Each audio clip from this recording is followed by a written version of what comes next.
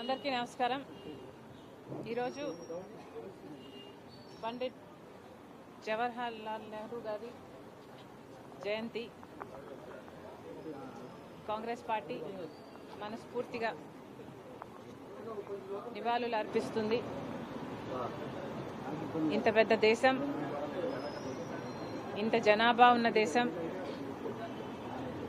ఎన్నో మతాలు, కులాలు, భాషలు, ప్రాంతాలు ఇలా ఎంతో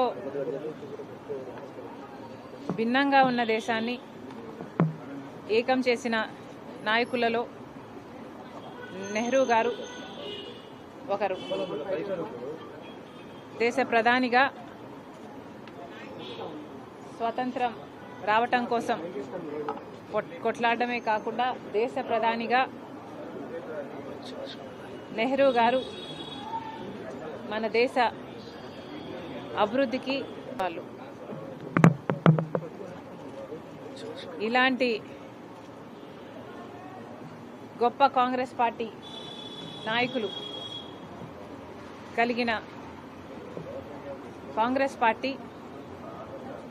కాంగ్రెస్ పార్టీ నాయకులు నెహ్రూ గారైనా, ఇందిరా గారైనా, రాహుల్ గాంధీ గారైనా, ఆయన తండ్రి రాజీవ్ గాంధీ గారైనా, వీళ్ళందరూ, సోనియా గాంధీ గారైనా బ్రతికున్న దేశం కోసం బతికారు, చనిపోయినా దేశం కోసమే వాళ్ళ ప్రాణాలను త్యాగం చేశారు. ఇంత గొప్ప పార్టీకి ఈరోజు ఆంధ్ర రాష్ట్రంలో నేను అధ్యక్షత వహించడం నిజంగా చాలా గర్వకారణం.